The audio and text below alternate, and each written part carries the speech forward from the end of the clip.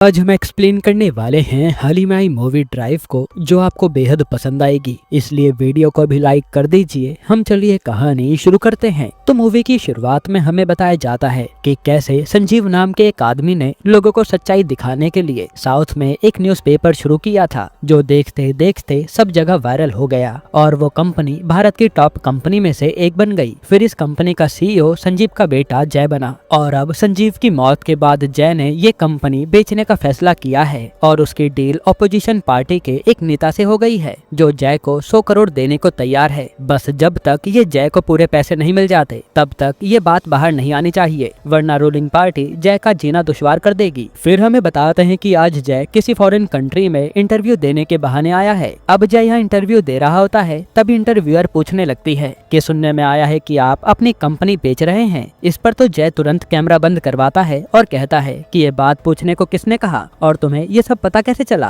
तो वो लड़की कहती है कि ये सच तो बाहर आएगा ही, आप सिद्दीकी सर से बात कर लीजिए। असल में सिद्दीकी जय के साथ काम करता है। फिर जय सिद्दीकी से बात करता है तो सिद्दीकी कहता है कि ये इंटरव्यू बाद में एयर होगा, इसलिए तुम इसमें अपना सच बता सकते हो, जिसके बाद डील होते ही तुम तो लंदन शिफ्ट हो जाओगे, इसलिए कोई प्रॉब्लम नहीं होगी। जिस पर जय मान जाता है और अपना इंटरव्यू दे देता है। फिर जय पर उसकी बीवी श्रिया का फोन आता है, जो बर्लिन में अपने बच्चे के साथ रहती है, और जय यहाँ कहता है कि डील हो गई है, बस जल्द ही हम सब साथ में एंजॉय करेंगे, फिर हमें कोई काम नहीं करना पड़ेगा। जिस पर श्रेया भी खुश हो जाती है। साथ ही जय बताता है कि मैंने गिफ्ट भेजे हैं, शाम तक मैं आऊंगा तो साथ में उसे खोलेंगे। ये कहकर वो अपनी कार से निकल जाता है। इसके बाद जय पर उसके 2 जिगरी दोस्तों का कॉल आता है, जिसमें से एक एक्टर था अजय और एक सर्जन था ईशान। ये दोनों जय के बचपन के दोस्त हैं और जय इनसे 3 दिन बाद मिलने की प्लानिंग कर रहा था, ताकि ये दोस्त साथ में एंजॉय कर सकें, इसलिए ये सब लंदन आने वाले हैं। फिर अपने दोस्तों से बात करने के बाद जय बर्लिन जाने के लिए कार से निकल जाता है। तभी हम एक आदमी को देखते हैं जिसने मास्क लगाया था और वो हैकिंग कर रहा था। साथ ही हमें पता चलता है कि इस आदमी ने जय पर नजर रखी है। जिसके बाद जय पर उसी हैकर का कॉल आता है, जो कहता है कि मुझे तेरे काले राज के बारे में सब पता है। ये सुनकर जय को लगता है कि उसके दोस्त मजाक कर रहे होंगे, इसलिए वो फोन काट देता है। तभी जय पर एक और मैसेज आता है, जिसमें उसके अकाउंट से 1 करोड़ रुपए अपने आप कट गए थे। और फिर हैकर फोन करके कहता है कि 100 करोड़ में से 1 करोड़ ले लिया, कोई बड़ी बात तो नहीं है ना। ये सुनकर जय के होश उड़ जाते हैं कि ये सब इसे कैसे पता। फिर वो हैकर कहता है कि तेरा बाप अच्छा आदमी था, पर पैसे के लालच में वो भी करप्ट हो गया था, और तू तो उससे भी बड़ा करप्ट है, जिसने ना जाने कितना पैसा अंदर किया है, और तेरे सारे राज मुझे पता है, इसलिए मैं तुझे नहीं छोड़ूंगा। तभी जय पर दूसरे न्यूज चैनल के मालिक अय्यर का फोन आता है, जिसे हैकर ने 100 करोड़ की डील के बारे में बता दिया था, और अय्यर कहता है कि अब ये न्यूज बड़ी बनेगी। ये कहकर वो फोन काट देता है और जय कुछ कर नहीं पाता। इसके बाद हम न्यूज पर देखते हैं कि अय्यर ने अपने चैनल पर जय की डील के बारे में सब बता दिया है, और यहाँ तक कि जिस मंत्री से जय की डील हुई है उसकी वीडियो हैकर ने अय्यर को भेजी थी, जिससे तो जय का दिमाग खराब हो जाता है कि अब वो मुसीबत में आ जाएगा।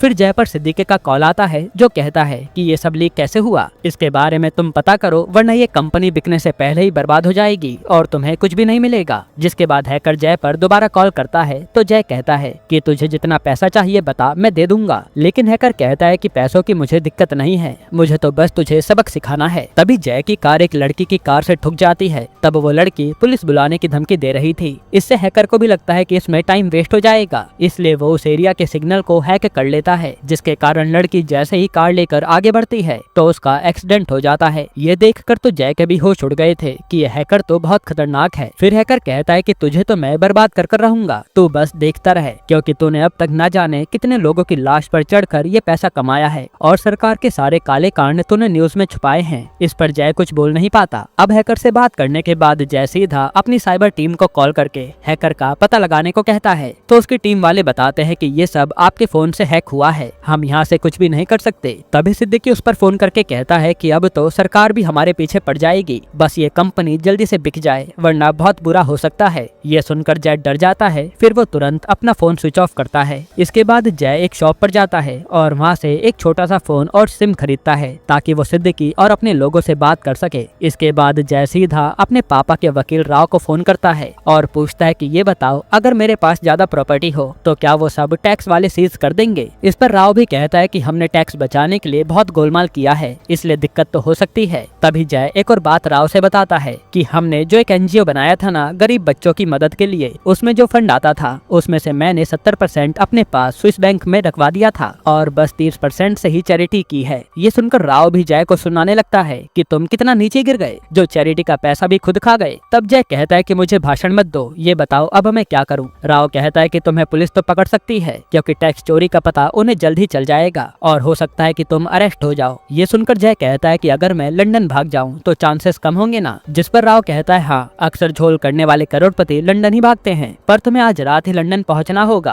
क्योंकि कल इंडियन एम्बेसी खुलेगी तो उन तक तुम्हारी खबर आ जाएगी और फिर तुम लंदन नहीं जा पाओगे। ये सुनती जय तुरंत अपने असिस्टेंट को कॉल करके चार्टर प्लेन बुक करवाता है और कहता है कि अगर वो ना मिले तो किसी भी फ्लाइट का टिकट बुक कर दो, मुझे लंदन जाना है। तभी जय की कार को जिसे हैकर ने हैक कर रखा था उस पर जय की किसी लड़की के साथ इंटीमेट होने वाली वीडियो आ जाती है। ये देखकर जय डर जाता है क्योंकि इससे उसकी शादी टूट जाएगी। साथ ही स्क्रीन पर मैसेज लिखा आता है कि अपना फोन चालू कर वरना ये वीडियो श्रेया को पहुंचा दूंगा। तब जय जल्दी से अपना फोन ऑन कर लेता है। तभी जय पर श्रेया का फोन आता है और यहाँ जय को लग रहा था कि कहीं से सच तो नहीं पता चल गया, पर श्रेया तो बस पूछ रही थी कि तुम कब तक आओगे। ये सुनकर जय को चैन की सांस आती है कि श्रेया को कुछ नहीं पता चला। इसके बाद हैकर दोबारा जय को फोन करता है तो जय कहता है कि तूने मेरा बिजनेस बर्बाद कर दिया, पर प्लीज मेरी फैमिली से दूर रहे। पर वो हैकर हंसने लगता है कि ये तो शुरुआत है। साथ ही वो कहता है कि अब तेरे दोस्तों की बारी है। तभी जय पर ईशान का फोन आता है जो बताता है कि अजय अपनी फिल्म की शूटिंग कर रहा था लेकिन एक ड्रोन उससे टकराया और उसका एक्सीडेंट हो गया। अजय की हालत काफी खराब है। ये सुनकर जय समझ जाता है कि जरूर उस ड्रोन को हैकर ने ही हैक किया होगा जिससे उसका एक्सीडेंट हो गया। ये सब जानकर जय परेशान था कि यह हैकर हमारे पीछे क्यों पड़ा है। फिर जय तुरंत अपने जानने वाले एक पुलिस वाले को मदद के लिए कहता है, पर वो उसकी मदद नहीं कर पाता क्योंकि जय हैकर का नाम तक नहीं जानता था। इसके बाद जय पर हैकर का फोन आता है जो कहता है कि तेरे साथ एक कार आ रही होगी, अगर उसका पीछा करेगा तो मेरे बारे में तू जान सकता है ताकि तुझे तड़पाने में और मजा आए। तब जय उस मास्क वाले का पीछा करता है और ये आदमी जय को एक ग्राउंड के पास लाता है। यहाँ जय तो उस मास्क वाले को मारने लगता है, पर मास्क वाले को तो केवल हायर किया गया था जो उसे एक बॉक्स देकर चला जाता है। अब उस बॉक्स में जय देखता है कि इसमें तो उसकी स्कूल की पुरानी फोटो है और उसके पीछे जॉन लिखा था।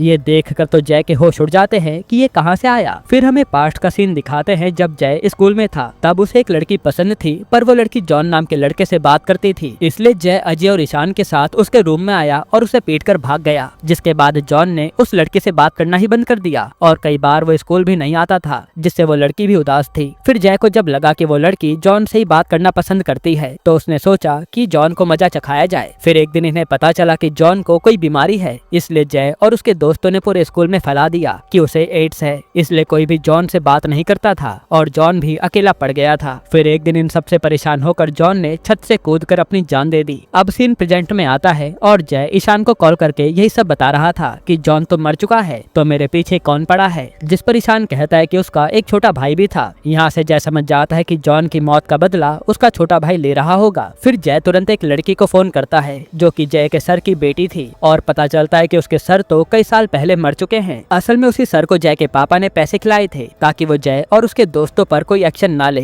क्योंकि जॉन ने जय और उसके दोस्तों से तंग आकर ही अपनी जान दे दी थी। इसलिए जय को लगने लगता है कि ये सब काम जॉन का भाई ही कर रहा होगा जो अब सबको मार देगा। फिर जब जय ईशान को दोबारा कॉल करता है तो ईशान को सांस लेने में दिक्कत हो रही थी और वो बताता है कि मैंने बाहर से खाना मंगाकर खाया था, तभी से दिक्कत आई है। जय समझ जाता है कि इसमें भी उस हैकर ने कुछ मिलाया होगा। अब यहाँ से वो कुछ कर पाता उससे पहले ही ईशान की मौत हो जाती है, जो देखकर जय हैरान था। अब इसके बाद हम देखते हैं कि हैकर तो खुशी के मारे नाच रहा है, पर जय के होश उड़े हुए हैं। फिर जय तुरंत पुलिस वाले को फोन करता है और कहता है कि पता करो जॉन डिकोस्टा नाम के एक लड़के के पिता डेविड डिकोस्टा इस समय कहाँ हैं, तुम उस तक पहुँच जाओ तो हमें हैकर मिल जाएगा। तब पुलिस वाला उसी काम में लग जाता है। फिर जब जय पर हैकर का फोन आता है तो जय कहता है कि मैं जान गया तू कौन है, पर मेरी गलती नहीं थी जो जॉन मर गया, मैं तो तब बहुत छोटा था ना। लेकिन हैकर कहता है कि तेरे कारण मेरा भाई मर गया और उसके गम में मेरी माँ भी चल बसी, फिर मेरे पापा भी बीमार हो गए और वो भी चल बसे और मैं अकेला ही इस दुनिया में लड़ता रहा। इसके बाद मेरा एक ही टारगेट था, तुझसे बदला लेना। फिर हैकर कहता है कि तू अपनी फैमिली को बचा सकता है तो बचा ले, क्योंकि मैंने वहाँ गिफ्ट में बॉम्ब रखा है, अगर तू मेरा एक काम नहीं करेगा तो वो बॉम्ब फट जाएगा। ये सुनकर जय कहता है कि जो कहोगे वो करूंगा, बस मेरी बीवी और बच्चे को कुछ नहीं होना चाहिए। फिर हैकर के कहने पर जय एक लोकेशन पर आता है जहाँ कुछ लड़कियों को रशियन ने पकड़ रखा था। तब हैकर कहता है कि पुलिस को मैंने इन्फॉर्म कर दिया है, पर अब तुम यहाँ लड़कियों के साथ हो तो रशियन माफिया के साथ तुम्हारा चेहरा भी कैमरे में आ गया होगा, यानी तुम भी पुलिस के हाथों पकड़े जाओगे। इसलिए एक काम करो, इन रशियन को खत्म करो और लड़कियों को बचा लो। तभी वहाँ जय पर रशियन हमला कर देते हैं। तब जय के करके उन लोगों को मारता है और पुलिस के आने से पहले ही निकल जाता है। हालांकि उसने लड़कियों को बचा बचा लिया था। ये देख हैकर भी जय की तारीफ करता है और कहता है कि अब तूने काम तो अच्छा किया, पर अगर तू 10 मिनट में अपनी फैमिली के पास नहीं पहुंचा तो बॉम्ब फट जाएगा। ये सुनकर तो जय बड़ी तेजी से कार को चलाता है क्योंकि घर पास में ही था, पर हैकर कार को ही रोक देता है। ये देखकर जय भागने लगता है, पर 10 मिनट पूरे होने में केवल 2 मिनट बचे थे और जय को समझ नहीं आ रहा था कि वो क्या करे, इसलिए उसकी आंखों में आंसू आ जाते हैं। तभी हैकर जय को फोन करके कहता है कि अगर बॉम्ब फटने से रोकना है तो तेरे फोन पर एक कोड डाल दे, उससे बॉम्ब नहीं फटेगा। ये सुनकर जय जल्दी से बताया हुआ कोड डाल देता है, जिससे टाइमिंग रुक जाती है। फिर जय जल्दी से अपने घर आता है और वो बॉक्स खोलकर देखता है तो उसमें कुछ नहीं था। जिसके बाद हैकर दोबारा जय को फोन करता है और कहता है कि बॉक्स में कोई बॉम्ब नहीं था, बल्कि ये सब मेरा एक प्लान था। असल में मुझे लगा था कि तू रशियन के हाथों मारा जाएगा, पर तू वहाँ से बच निकला, इसलिए मैंने CIA के सर्वर को तेरे मोबाइल के जरिए हैक करवाया, क्योंकि तूने अपने फोन से एक कोड डाला था। यानी अब तक CIA वालों को तेरी लोकेशन पता चल गई होगी और हैकिंग के जुर्म में तुझे कम से कम 20 साल की सजा होगी। तभी वहाँ पर पुलिस आ जाती है और जय को हैकिंग करने के जुर्म में अरेस्ट कर लेती है। यानी हैकर का प्लान काम कर गया। फिर हमें 20 साल बाद का सीन दिखाते हैं, जहाँ हमें हैकर का चेहरा देखने को मिलता है और अब हैकर के साथ उसकी फैमिली भी थी। तभी उस पर जय का फोन आता है जो कहता है कि अब जेल में रहकर मैं भी गेम सीख गया हूँ और जिस तरह तूने मुझे बर्बाद किया मैं अपना बदला लेने जरूर आऊंगा। तब हैकर भी कहता है कि आजा, मैं डरता नहीं हूँ। यहीं पर ये मूवी खत्म होती है, जिसका पार्ट 2 भी अनाउंस कर दिया जाता है।